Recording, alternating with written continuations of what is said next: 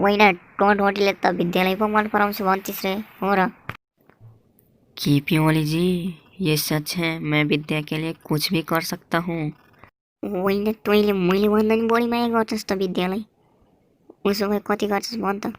KP जी, मैं विद्या के लिए मारने और मरने को भी तैयार हूँ, और ये मैं सबके सामने भी कह सकता हूँ। होइन त मती मर्न चाहिँ पर्दैन, गलबन्दी च्यात्यो भन्ने गीत इङ्ग्लिसमा गाइदे विद्याको लागि, त्यति ठुलो कुरो हुन्छ मेरो लागि। केपी जी, आपको प्रणाम। मैं ये गीत आपके लिए जरूर गाऊंगा, तो सुनिए मेरा गीत। Hey, meeting in this dark midnight. I will keep you in my heart very tight. Muffler, tiara, because you pull. I am calling you because you are beautiful. Muffler, tiara, because you pull.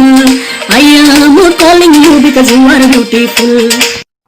KP ji, गाना खत्म हो गया, अब बंद करो ये drama. होइन मती गीत त राम्रै गाएँ होइन। अब गएर यसके राहुल च्यानललाई पनि सब्सक्राइब गरिहाल त, त्यो गरेछ भने विद्या तेरी। केपी जी, मैंने सब कुछ कर लिया, सब्सक्राइब क्यों नहीं करूँगा, कर दूँगा। आप भी करिए सब्सक्राइब यस के राहुल चैनल को, ओके।